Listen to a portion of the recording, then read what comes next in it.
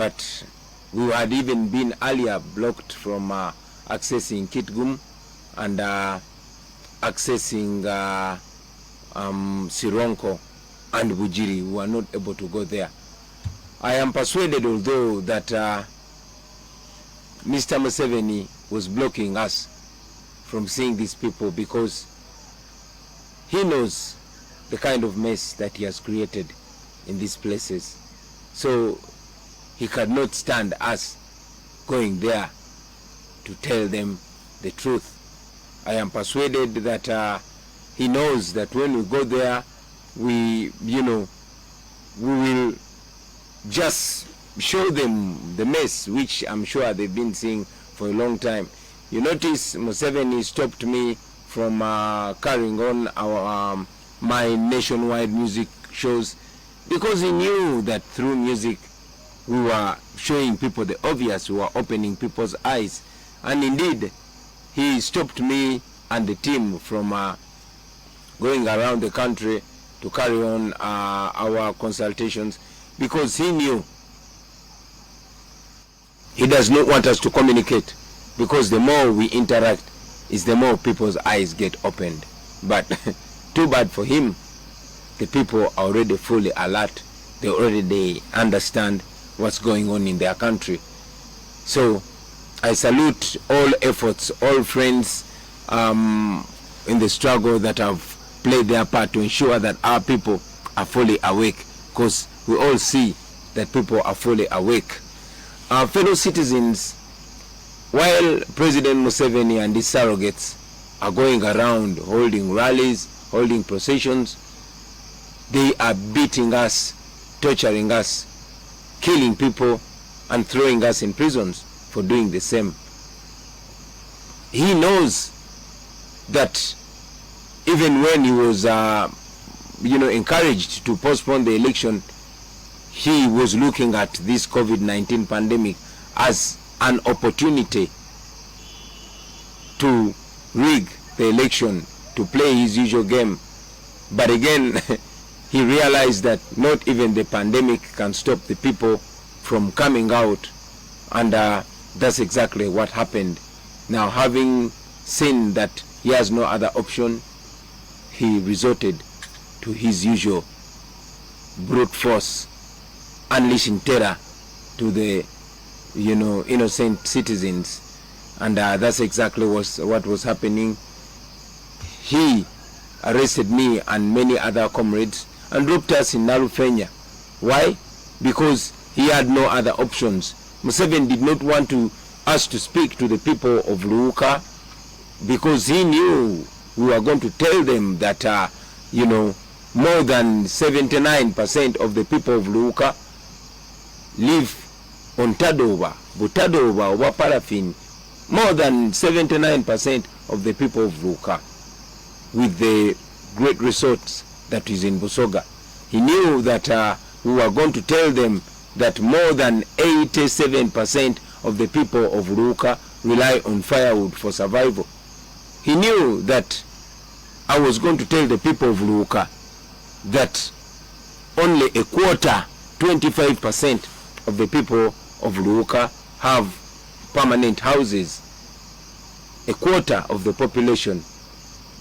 He knew that. That's why he stopped us. I mean, by the way, in a special way, abantu ba Luuka mbalamusa kuino gwali mu kisagwa amani okwira kwe wifwe.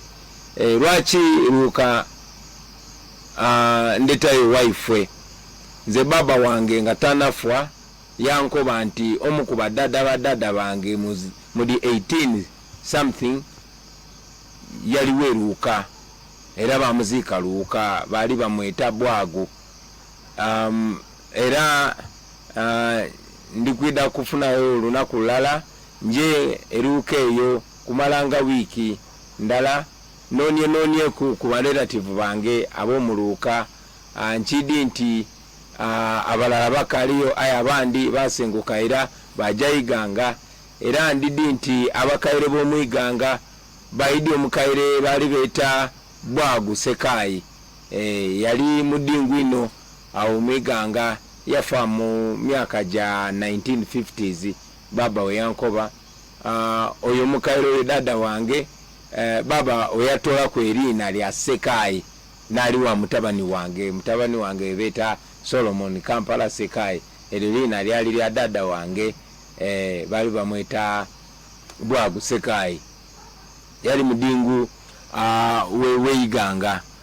Kale no mubona oti abantu bebusoga banenda eno ayenze nambenda eno eyo tinsobi baba ze ndi webusoga ndi mwana wa Luuka. So I salute you, my brothers and sisters. I knew Museveni would not allow me to come and tell you these things face to face, because he has survived by dividing us along tribal lines, along religious lines.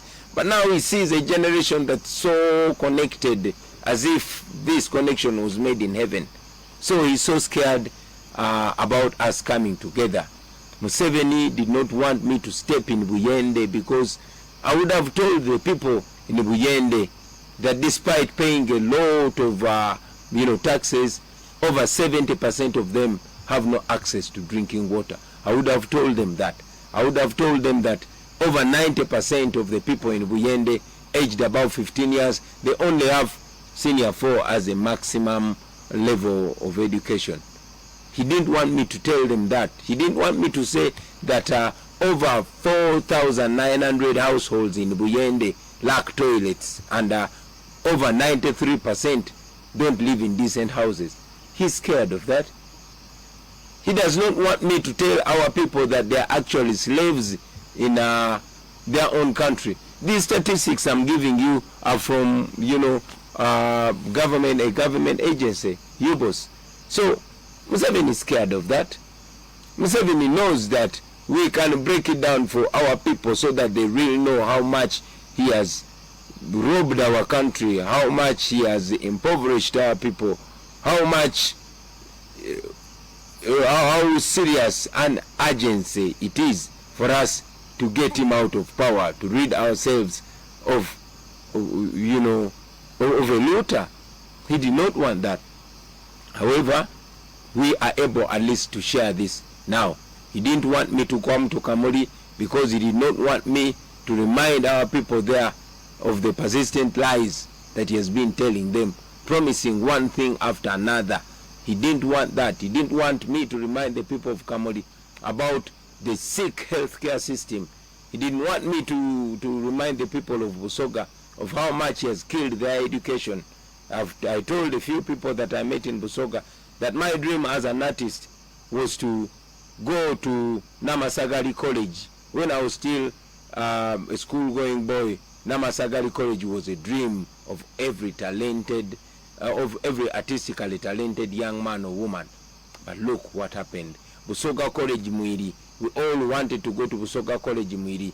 We all wanted to go to Butiki.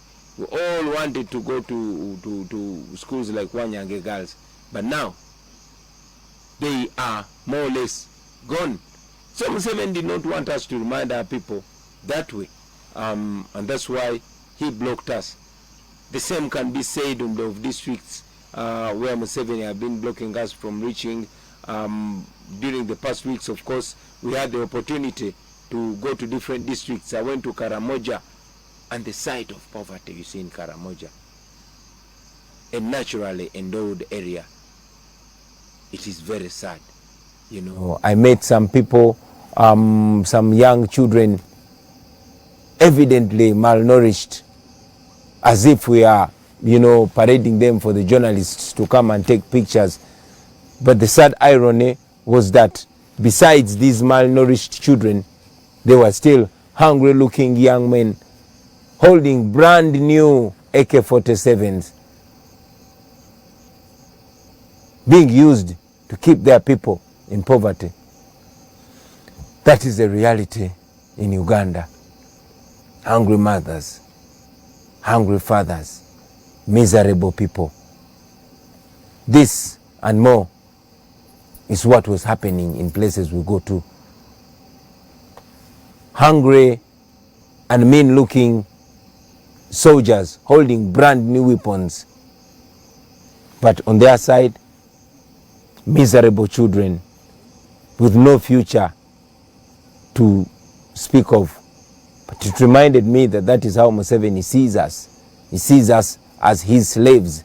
He sees us as people that are only supposed to be used as tools for him to milk our country. The people of Uganda will recall that in his inaugural speech in 1986, President Museveni branded him